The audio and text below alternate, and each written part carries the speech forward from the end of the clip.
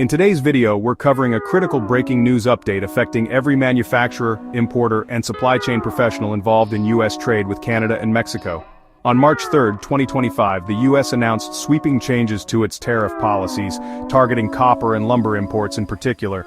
These changes will not only increase the cost of doing business, but they also signal a major shift in how the U.S. treats its closest trading partners under customs law.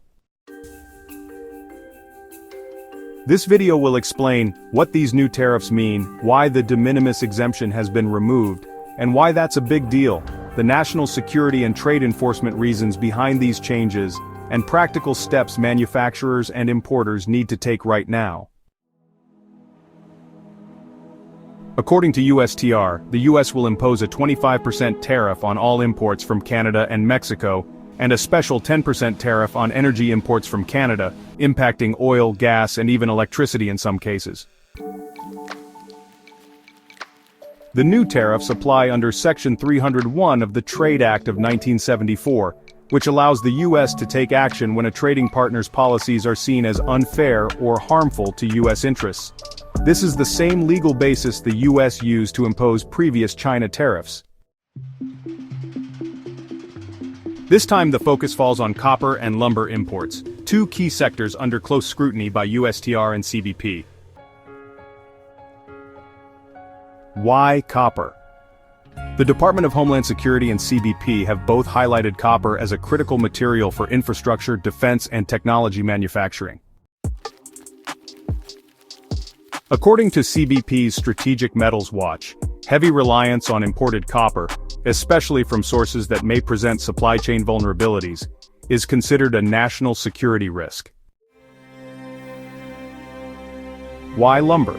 CBP's Trade Remedy Division has also received formal petitions from U.S. lumber producers alleging that Canadian lumber is being dumped at artificially low prices. This practice, called dumping, is considered unfair trade, and under U.S. anti-dumping law, CBP is required to collect cash deposits on suspected dumped goods, even before a full investigation is complete.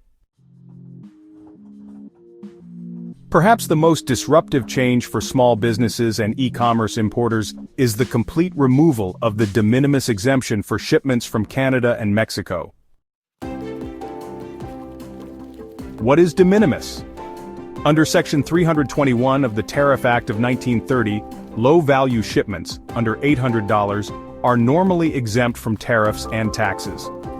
This provision allowed cross-border e-commerce to thrive, especially for smaller businesses sourcing parts or materials from nearby suppliers. What's changing? Now CBP will require formal entry paperwork and full-duty payment on all shipments from Canada and Mexico, no matter how small. According to CBP's Office of Field Operations, this change is intended to combat illicit shipments, including fentanyl-laced products that were abusing the de minimis pathway.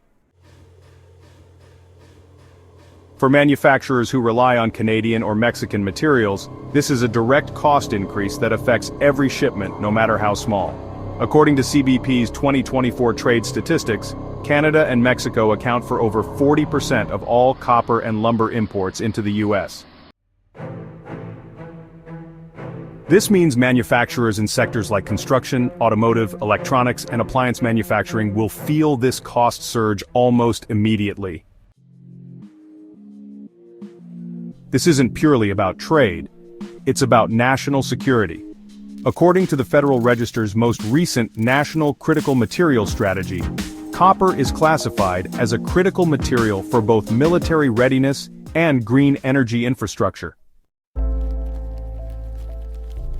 The removal of de minimis is directly tied to CBP's ongoing efforts to prevent illicit trade, especially with Mexico, where fentanyl and contraband items have repeatedly been found in small shipments that slipped through customs under the $800 threshold.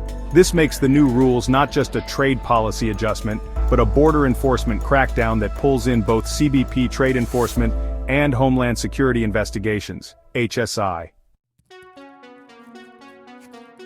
Review your supply chain contracts, especially if your company sources copper wiring, copper sheets, or lumber products from Canada or Mexico. Recalculate your landed costs to account for these tariffs, and make sure your pricing reflects these changes. Work closely with your customs broker to ensure every shipment has complete documentation, especially for materials flagged as critical or high risk. Explore programs like Foreign Trade Zones, FTZ, or duty drawback to legally reduce tariff exposure on re-exported goods. This is still a developing story, and our channel will continue to monitor and explain every update that affects your business. To make sure you never miss critical trade updates, subscribe to our channel, like this video, and turn on notifications so you always stay ahead of the curve. As always, all sources used in this video, including links to CBP, USTR, and the Federal Register, are listed in the description below so you can dig deeper if needed.